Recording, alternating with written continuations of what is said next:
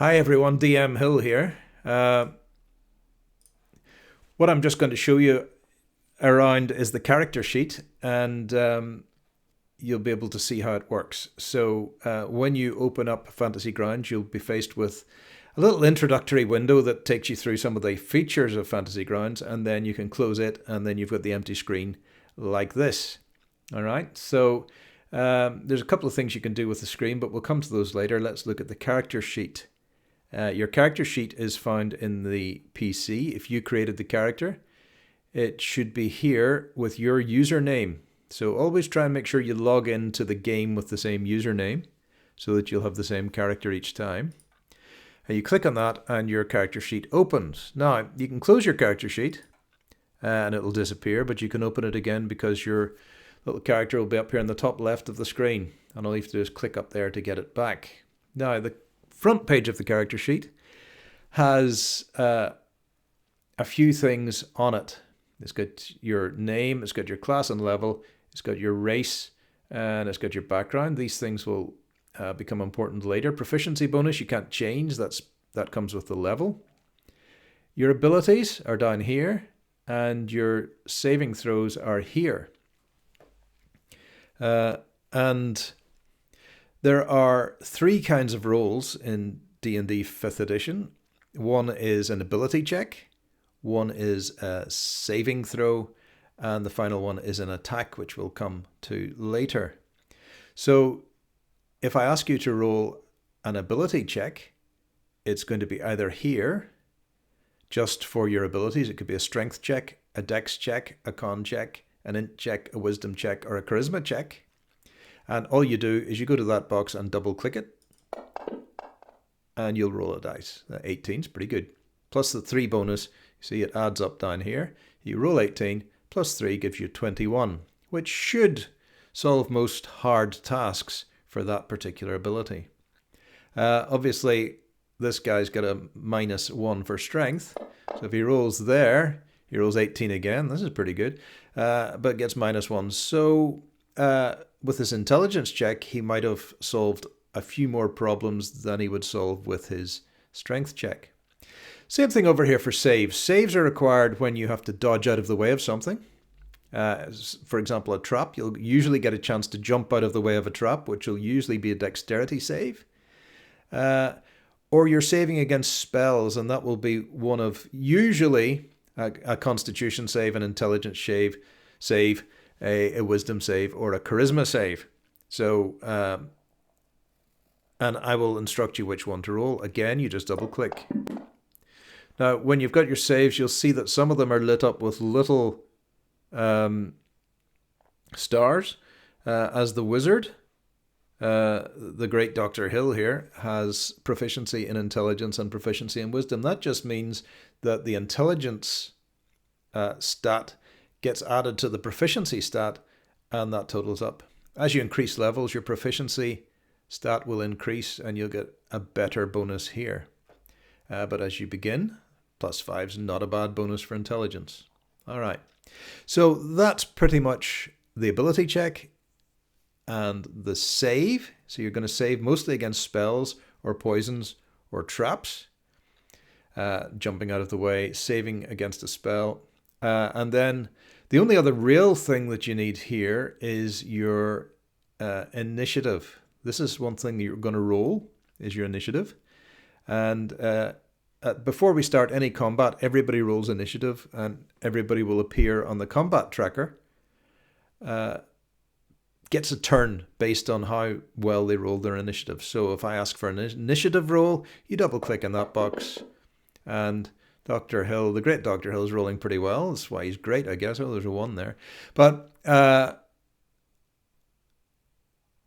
you do your initiative, so that 17 that was rolled for Dr. Hill will appear eventually in the combat tracker, and you'll get your turn after all the people had higher than 17.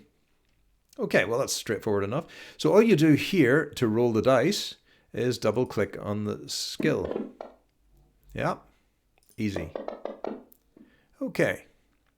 Now, if you find that there's one skill that you use a lot, initiative is one that we use a lot, you can drag the initiative roll, click and hold your left mouse button, and drag it down to one of the quick slots.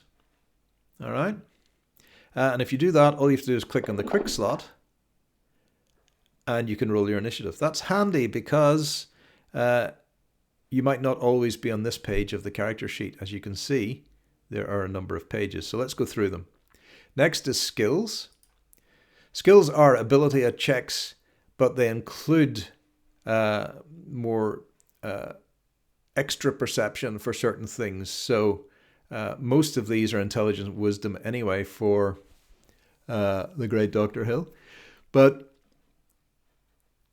if I ask you to roll, for example, a stealth check to avoid being detected by an enemy, I'll ask you to roll here. And again, you just roll by double clicking there. Stealth checks are quite often used, and perception checks are quite often used.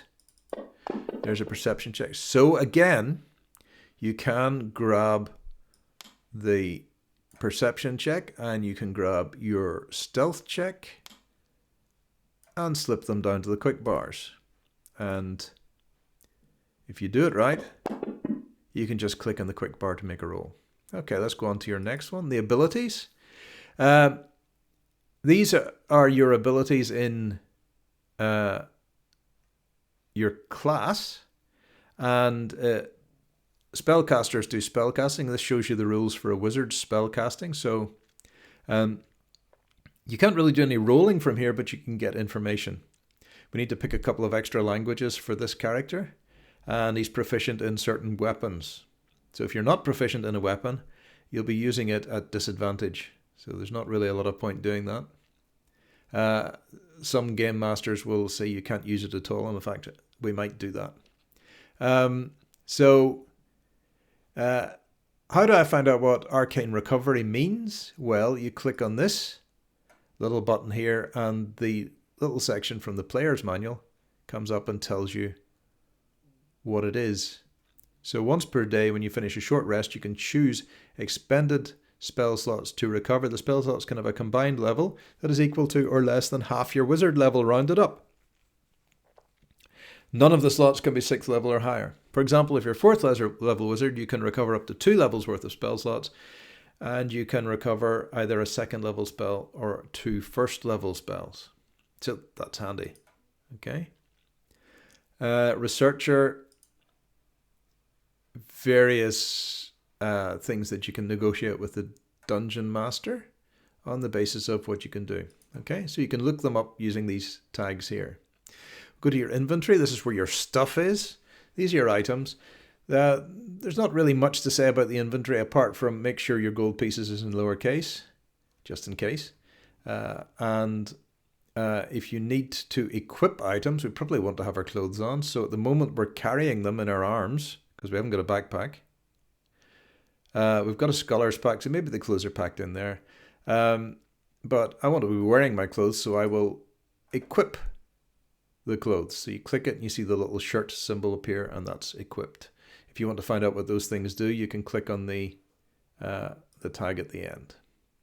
Okay, the orb is the spellcasting focus, and that should be equipped as well. Okay, if you want to leave things in another place, you own them, but you're not carrying them. For example, the Scholar's Pack, you can click that so that it's not on your person, and it removes the weight from your pack, and you can write in here where you've got your Scholar's Pack.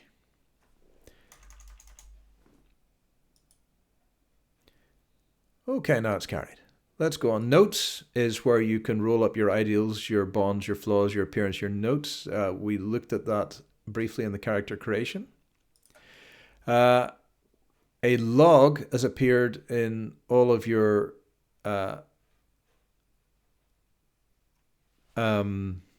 character sheets. Now, this is new for Fantasy Grounds Unity. I don't know quite how it works, but I presume we can add a note to this.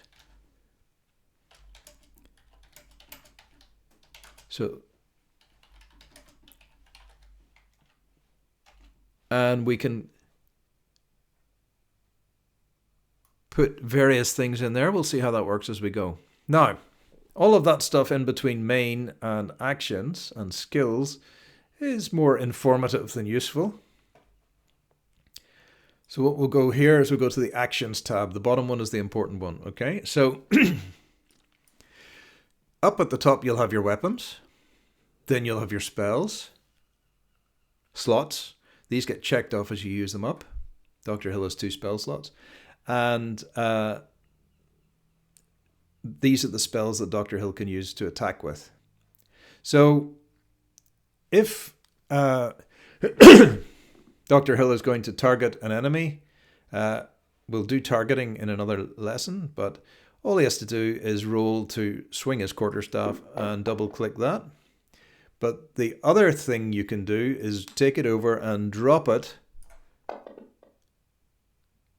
on another character, and it might not work, but you can take it and drop it in the dialog box, or you can take it and drop it on an enemy picture in the map, which isn't going to work right now. So we'll talk about combat at another time. Spells are relatively straightforward. Again, you have to target a creature, and then you need to roll an attack roll.